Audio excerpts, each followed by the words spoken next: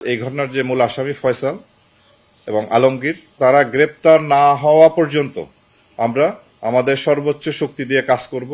শহীদ ওসমান হাদি গত 12 তারিখে তিনি সন্ত্রাসীদের বুলেটে আহত হন, আঘাতপ্রাপ্ত হন, হাসপাতালে ভর্তি হন এবং 18 তারিখে উনি মৃত্যুবরণ করেন।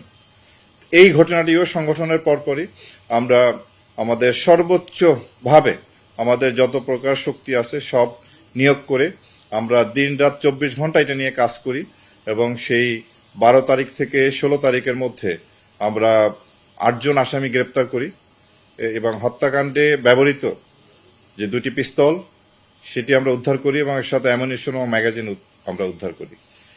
এই ঘটনাটি এখনো আমরা এই ঘটনার যে মূল আসামি ফয়সাল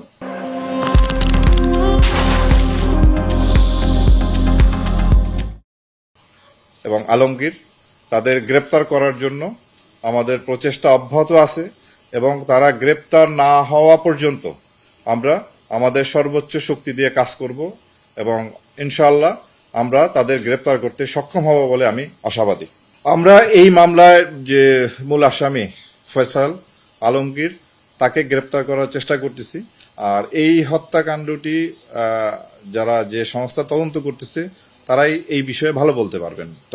তদন্তের বিষয়ে আমি আর কোনো মতামত ব্যক্ত করতে চাই না। তার অবস্থান শনাক্ত করার চেষ্টা করতেছি, সেটা আপনার প্রযুক্তির মাধ্যমে হোক, ম্যানুয়াল সোর্সের মাধ্যমে হোক।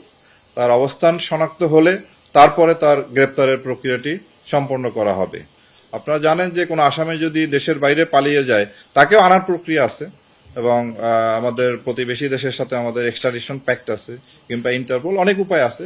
সেই সমস্ত উপায়ে প্রয়োগ করা যাবে যদি তার অবস্থানটা আমরা শনাক্ত করতে পারি। আমরা মনে করি আমাদের যথেষ্ট পরিমাণ আমাদের যে জনবল, আমাদের যে লজিস্টিক, এটার সর্বোচ্চ ব্যবহার করে আমরা সর্বোত্তম সক্ষমতার মাধ্যমে এই দায়িত্বটা পালন করতে সক্ষম হব।